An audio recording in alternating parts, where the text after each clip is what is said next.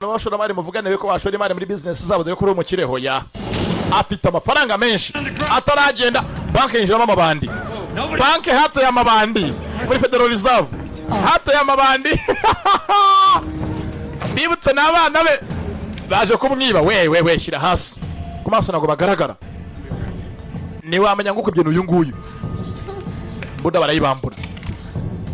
case zana no hangana iyo case I'll take that dayijana mama ntaso kana bahungu bamwibye batarasoka cyo n'ikigoryi Hi mom bite mama cyabaroza cyaramurambukije birikomereza bibye nyina naga barusha ubwenge barerekera nta kintu cyabagenzaga yajya baranyibye abana banjye baranyibye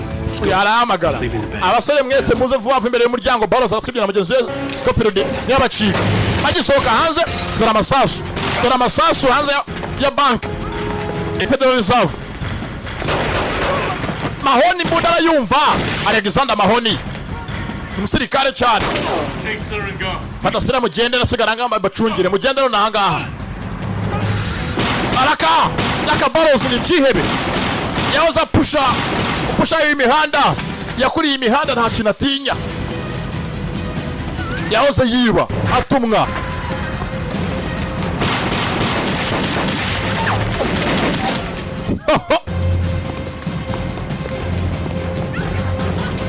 Mayo balos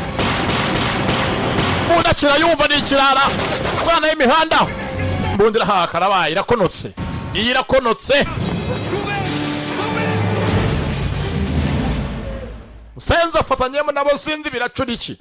kumba ku ruhande uyahari mbibutse tibaga mutumye ngaze kumutora bakeneye afatwe nka hari yo ngwate muri kano kanya